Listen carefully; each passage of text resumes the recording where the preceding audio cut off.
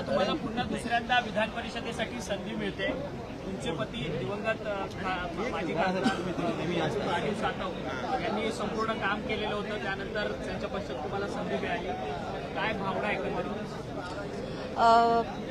मागच्या वेळेस जेव्हा राजूभाऊ सातव यांचं निधन झाल्यानंतर पक्षाने मला संधी दिली होती, त्यावेळेस माझी 2.5 वर्षाची टर्म होती आणि आता ती टर्म 27 जुलैला संपत आलेली आहे। परंतु मला आता पुनश्च एकदा पक्षाने रिपीट टर्म दिलेली आहे, त्याबद्दल खरोखरच खूप आनंद होत आहे परिवारामध्ये सुद्धा आणि हिंगोली जिल्ह्यातील सर्व कार्यकर्त्यांमध्ये सुद्धा खूप आनंदाचं वातावरण आहे। आणि त्यासाठी मी आमच्या पक्षाचे सर्व आमच्या माननीय नेत्या श्रीमती सोनियाजी गांधी, राहुलजी गांधी, प्रियंकाजी गांधी, आमच्या पक्षाचे अध्यक्ष खरगे साहेब, आमच्या पक्षाचे जनरल सेक्रेटरी ऑर्गनायझेशन वेणुगोपालजी, आमच्या पक्षाचे इन्चार्ज रमेश चन्नीथलाजी आणि आमचे महाराष्ट्राचे प्रदेशाध्यक्ष नानाभाऊ पटोले, आमचे सीएलपी लीडर बाळासाहेब थोरात आणि आमचे लीडर आमचे वडेट्टीवार सर आणि त्याचबरोबर सर्व आमचे विधान परिषदेतील आमदार आणि विधानसभेतील आमदार सर्वांचे आणि महाविकास आघाडीच्या सर्व नेत्यांचे मनापासून खूप खूप मी आभार व्यक्त करते।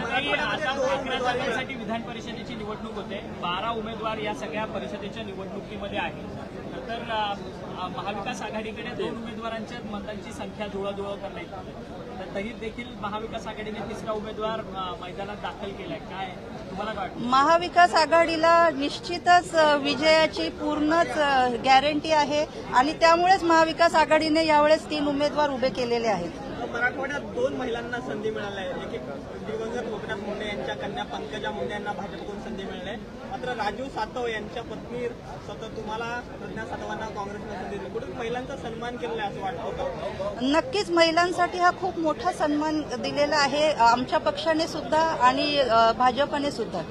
मॅडम कुठेतरी तिकीट घेण्यासाठी अडचण आली का? कारण की काँग्रेसमधून अनेक जण इच्छुक होते, थेट तुमच्या गांधी परिवाराशी सातव आणि गांधी परिवाराचे निकटचे संबंध असल्यामुळे सोयीस्कर झाले का तिकीट मिळवण्यासाठी? नाही, कुठेही अडचण आलेली नाही। सर्व नेते माझ्या प्रदेश काँग्रेसचे सर्व नेते माझ्या सोबत होते आणि केंद्रातील सुद्धा सर्व नेते सोबत होते आणि त्यामुळे तिकीट मिळायला कुठलीच अडचण आली नाही। विधान परिषदेवरती मुस्लिम चेहरा देणार असं सातत्याने बातमी जी आहे ती काँग्रेस नेत्यांकडून बाहेर होती, परंतु अचानकपणे तुमच्या नावाची घोषणा केंद्र स्तरावर झाली। जे काही मायनॉरिटीच्या नेत्यांना देणार होते, परंतु त्या मायनॉरिटीच्या नेत्यांनीच माझ्या नावाची शिफारस केली। त्यांनी सांगितलं की ताईंना 2.5 वर्षाचीच टर्म मिळालेली आहे, त्याच्यामुळे ताईला पूर्ण टर्म द्या आणि पुन्हा ते सगळेजण माझ्या पाठीशी उभे राहिले आणि त्याच्यामुळेच हे शक्य झालं।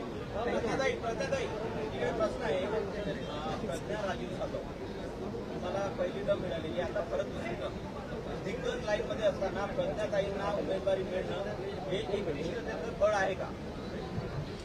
एकनिष्ठता तर नक्कीच आहे। आमचा सातव परिवार हिंगोली जिल्ह्यामध्ये आमच्या आईसाहेब रजनीताई सातव आम्ही 43 वर्षांपासून त्या काम करत होत्या।